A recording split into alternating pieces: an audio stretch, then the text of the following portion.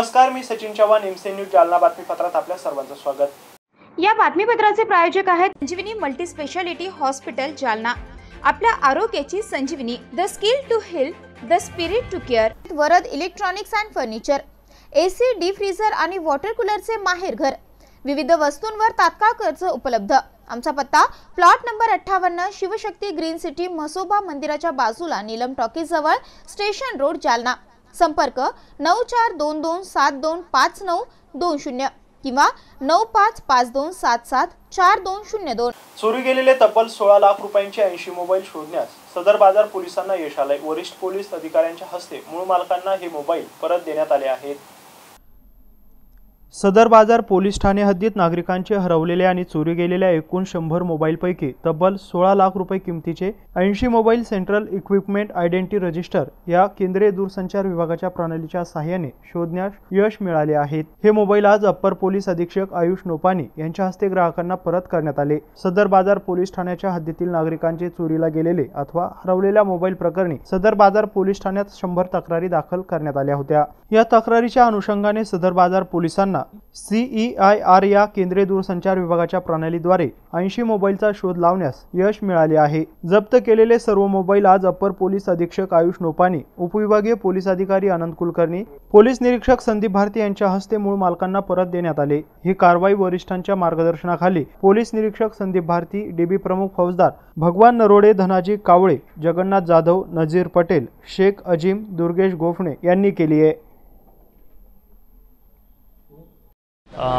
सदर बाजार पोलीस स्टेशनने मागच्या 3 महिन्यामध्ये जेवढी लॉस्ट प्रॉपर्टीचा कंप्लेंट आला होता त्यांच्याकडे, त्यापैकी 100 मोबाईलचा कंप्लेंट आला होता, त्यापैकी 80 मोबाईल रिकवर केलेला आहे। हा एक सेंट्रल गव्हर्नमेंटचा पोर्टल असते, CEIR पोर्टल। त्या पोर्टलवर जे लोकांनी कंप्लेंट टाकला त्यांचे मोबाईल लगेच ब्लॉक होऊन जाते आणि त्या आधारांनी पोलिसनी शोध घेऊन असे 80 मोबाईल रिकवर केलेला आहे, ज्याचा व्हॅल्यू जवळपास 16 लाख रुपये आहे। आणि आता हे सगळ्या मोबाईल आपण त्यांचे मूळ ओनर्स जे आहेत त्यांना परत करतो। जिल्हाधिकारी कार्यालयातील मत्स्य विभागासमोर आज सशस्त्र टोळक्याने एका तरुणावर हल्ला केलाय। या हल्ल्यात एक तरुण किरकोळ जखमी झाला असून अशा प्रकारे धारदार शस्त्र घेऊन तरुण जिल्हाधिकारी कार्यालयात घुसत असल्याने जिल्हाधिकारी कार्यालयाची सुरक्षितता धोक्यात आली आहे। जिल्हाधिकारी कार्यालयात विविध कामांसाठी येणाऱ्या नागरिकांची नेहमीच वर्दळ असते, मात्र याच परिसरात आता थेट सशस्त्र तरुणांचे टोळके घुसत असल्याने इथे येणाऱ्या नागरिकांमध्ये दहशतीचे वातावरण निर्माण झाले। आज दुपारी 3 वाजेच्या सुमारास मत्स्य विभागात परतूर तालुक्यातील मासेमारी करणारे काही तरुण कामानिमित्त आले होते। याच वेळी 15 ते 20 जणांच्या सशस्त्र टोळक्याने जिल्हाधिकारी कार्यालयात प्रवेश केला आणि एका तरुणाला जिल्हाधिकारी कार्यालयाच्या दुसऱ्या मजल्यावर मारहाण केल्याचा गंभीर प्रकार समोर आलाय। जिल्हाधिकारी कार्यालयाच्या प्रवेशद्वारातच पोलीस नियुक्तीवर असताना देखील अशा प्रकारे सशस्त्र तरुणांचे टोळके कार्यालयात घुसून नागरिकांना मारहाण करत असतील तर येथील सुरक्षेबाबत न बोललेलेच बरे। तुम्हाला मारहाण झाली जिल्हाधिकारी कार्यालयात, तुम्ही कोणत्या कामासाठी आलता, किती तरुण आले होते आणि काय शस्त्र होती त्यांच्याकडे? आम्ही मच्छीमार आहोत, वाकडी प्रकल्प मापेगाव मच्छीमार सहकारी संस्थेमार्फत आम्हाला साहेबांनी इथं बोलवलं होतं, त्यासाठी थोडी चर्चा करण्यासाठी इथं आलो होतो आम्ही। आणि काही लोक इथं रत्नाकर मेंढरे नावाचा एक माणूस आला आणि त्याने 20-25 मुलं सोबत बोलविली आणि यांचा बाहेर काहीतरी विषय झाला होता। त्या विषयावरून समजा इथं त्यांनी जिल्हाधिकारी कार्यालयामध्ये सगळ्यांसमोर मारहाण केली आणि रॉड मारले आणि 5-6 गुप्ती चाकू दाखवले आणि मला लाथाबुक्क्याने जीव मारण्याचा प्रयत्न केला। तुमचं काय नाव? राहुल बिजुले, मापेगाव। जालना शहरात मंजूर झालेल्या वैद्यकीय महाविद्यालयाचा श्रेयवाद चांगलाच रंगलाय, मात्र याबाबत प्रतिक्रिया देताना खासदार डॉक्टर कल्याण काळे यांनी तलाठ्यापासून मंत्र्यापर्यंत सगळ्यांनाच या वैद्यकीय महाविद्यालयाचे श्रेय दिले। त्यांनी याबाबत खुलासा केलाय, बघूयात। साहेब, जालना जिल्ह्यामध्ये मेडिकल कॉलेज आलंय, आमदारांनी पाठपुरावा केलाय, पण आता सध्या जालना जिल्ह्यामध्ये श्रेयवादाची लढाई सुरू आहे, या संदर्भात काय सांगाल? मी त्या श्रेयवादाचं काय मला माहीत नाही, परंतु मधल्या काळात जे 2.5 वर्ष महाविकास आघाडीचं सरकार आलं होतं त्यावेळेला या सगळ्या महाराष्ट्रामध्ये प्रत्येक जिल्ह्याला किमान एक मेडिकल कॉलेज असावं अशा पद्धतीचा निर्णय केला गेला आणि त्याच्यामध्ये जालन्याचा नंबरसुद्धा लावून घेतला महाविकास आघाडीच्या सरकारने। आणि त्यावेळेला वैद्यकीय शिक्षण मंत्री म्हणून आपले मराठवाड्याचे नेते आदरणीय अमित भैया देशमुख साहेब हे त्या खात्याचे मंत्री होते आणि त्यांनी आपल्याला या जालना जिल्ह्याला हे मेडिकल कॉलेज दिलेलं आहे। त्यावेळेला या जिल्ह्याचे पालकमंत्री राजेश भैया टोपे, आपल्या शहराचे आमदार आदरणीय कैलासजी गोरंट्याल या दोघांनी अथक परिश्रम घेतले आणि त्याला राजेश राठोड त्यांनी अथक परिश्रम घेतले आणि हे कॉलेज जालन्याला मंजूर करून आणलं। त्याच्या पुढे गेल्यानंतर ती सगळी मंजुरी वगैरे झाल्याच्या नंतर यांचं सरकार आलं आणि यांच्या सरकारने उलट या कॉलेजची परवानगी काढून घेतली। का तर म्हणले शिक्षक भरले नाही, प्राध्यापक भरले नाही, जागा नाही, हे नाही ते नाही। त्यांची ऑल इंडिया मेडिकल काउन्सिल आली, त्यांनी याची परवानगी रद्द का करण्यात येऊन आम्हाला नोटीस दिली। त्या नोटिशीच्या नंतर आम्ही जालनेकरांनी केंद्र सरकारकडे अपील केलं आणि सचिव महोदयाला विनंती केली की आम्ही 15 दिवसात महिन्यात त्या सगळ्या अटीची पूर्तता करू आणि त्या सगळ्या तरतुदी करून देऊ। आम्हाला यावर्षी कुठल्याही परिस्थितीत 100 विद्यार्थ्याचा इंटेक असलेलं मेडिकल कॉलेजला मान्यता द्या। त्यावेळेला केंद्रातले जे मंत्री आहेत आदरणीय जाधव साहेब, कोणते प्रतापराव जाधव, नामदार प्रतापराव जाधवला सुद्धा मी परवा जवळजवळ 3 दिवस रोज फोन केले आणि सांगितलं की आमच्या जालना जिल्ह्याचं मेडिकल कॉलेज याचं अपील आम्ही मंत्रालयात केलेलं आहे, केंद्रीय वैद्यकीय शिक्षण मंत्र्याकडे। आपण त्या अपीलाला मान्यता द्या आणि ते अपील आमचं मंजूर करा की जेणेकरून आमचं मेडिकल कॉलेज यावर्षी सुरू होईल। त्याचा निकाल आमच्या बाजूने लागला।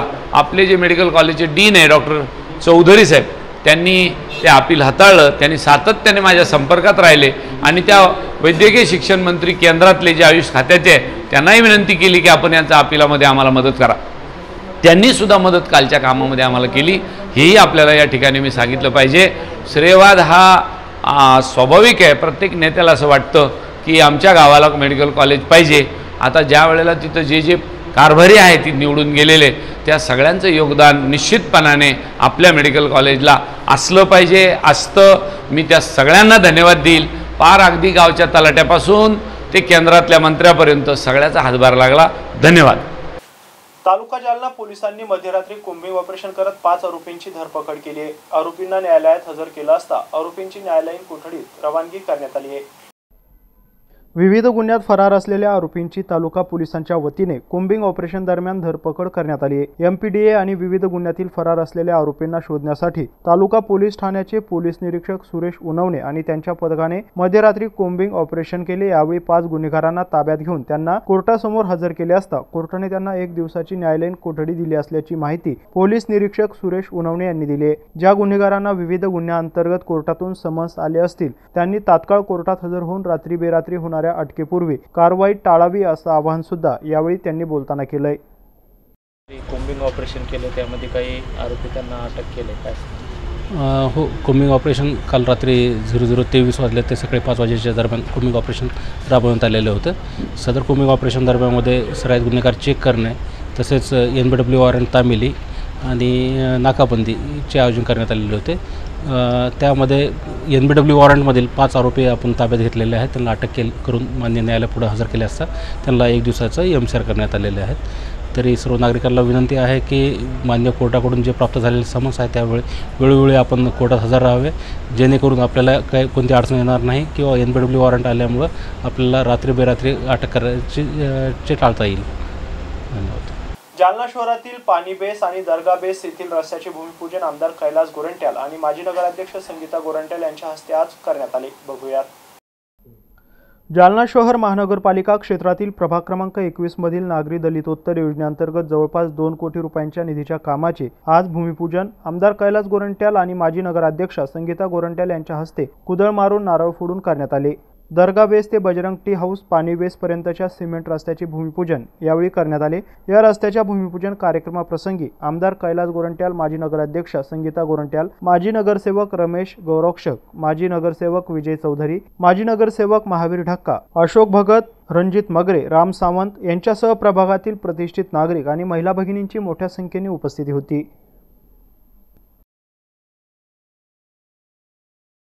आणि आज आपण एक जालना शहरातील कादराबाद परिसरातील रोडचं उद्घाटन केलं आहे आपल्या शुभ हस्ते। किती निधी आहे आणि कसं काम आहे? हे बघा, पाणी बेस ते दर्गा बेस या सिमेंट रस्त्याचं उद्घाटन आज होतं आहे। एकूण 2 कोटीपर्यंत त्याचा एस्टिमेट आहे। त्यात सिमेंट रोड, पेवर ब्लॉक आणि स्ट्रीट लाईट असा एकूण या स्वरूपाचा ही रोड आहे। आणि दर्गा बेस ते कादर किराणा ते आपला जे रिंग रोड तोपर्यंत आमचा सेकंड टप्पा सध्या कलेक्टर ऑफिसमध्ये एकूण 2.25 कोटीचा ते पण आहे। पण प्रशासकीय अडचणमुळे ते आम्ही उद्घाटन करू शकले नाही, पण भविष्यात त्याचं उद्घाटन आम्ही लवकर करणार आहे। याचा फायदा असा होईल की आमचा जे कादराबादचा मेन रस्ता आहे नेहरू रोडपासून जे कादराबादला दर्गा बेसपर्यंत याला पर्यायी रस्ता म्हणून लोकांनी हे इथून जायला पाहिजे अशी आमची योजना आहे। भविष्यात चांगला प्रकारचा ट्रॅफिक कमी होईल तिकडं आणि वन वे जर झाला तर याचा फायदा या रोडला होणार आहे। आपण भाषणात म्हटलं की या रोडवर काही अतिक्रमण पण आहे। हो, या काही लोकांनी 3-3, 4-4 फूट अतिक्रमण आहे। आता नगर प्रशासन त्याला समजून कसा काढण्याचा प्रयत्न ते करणार आहे, पण कोणत्याही परिस्थिती अतिक्रमण काढून तिथं रोडचं काम सुरू करणार आहे।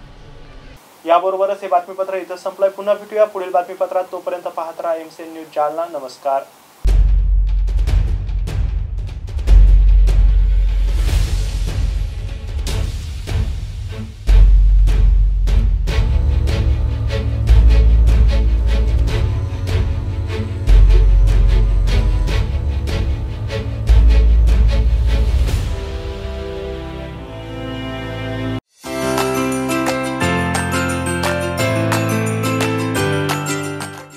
NRG ग्रुप इंडिया विविध सणांच्या पार्श्वभूमीवर खास आपल्यासाठी घेऊन आले आहे फक्त 39,999 रुपयात इलेक्ट्रिक स्कूटी।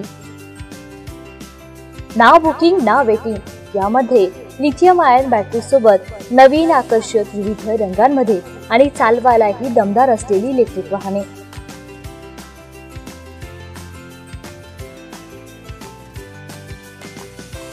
तर वाट कसली बघताय, आजच आमच्या NRG ग्रुप इंडिया शोरूमला भेट द्या आणि आपल्या स्वप्नातली इलेक्ट्रिक स्कूटी घरी घेऊन जा, तेही अगदी 39,999 रुपयात। आमचा पत्ता NRG group India, Joha plaza, Kotla petrol पंपाजवळ, छत्रपती संभाजीनगर रोड। आमचा संपर्क 7550340875 किंवा 9420083385।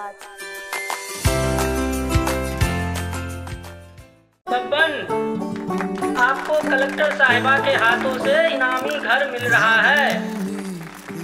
आपका घर बहुत सुंदर होगा ना? अरे नहीं बेटा, हम तो बहुत छोटे आदमी हैं। चाचू डोंट वरी, मैं बड़ी होकर आपके लिए और सबके लिए मजबूत और सुंदर घर बना के दूंगी। कालिका सरिया लाना मत भूलना। कालिका TMT सरिया कंक्रीट से करे मजबूत जोड़ और भूकंप, संग, आग से लड़कर घर को दे दीर्घायु। कालिका सरिया मैं भूली नहीं। बेटिया आप कलेक्टर। कालिका TMT, फैसला जो मजबूत हो। Varad electronics and furniture branded उत्पादनांचे भव्य दालन।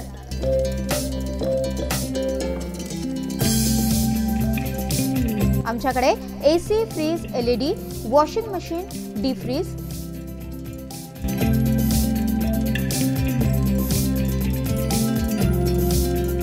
सोफा सेट, कॉट, कपाट, टेबल, खुर्च्या यासह सर्व प्रकारचे इलेक्ट्रॉनिक साहित्य आणि फर्निचर योग्य दरात मिळेल। इलेक्ट्रॉनिक उत्पादने आणि फर्निचरसह लग्न साहित्य खरेदीवर विशेष सवलत देखील उपलब्ध। लग्न साहित्यावर हमखास गिफ्ट, विविध वस्तूंवर तात्काळ कर्ज उपलब्ध। AC, डीप फ्रीजर आणि वॉटर कूलरचे माहेर घर।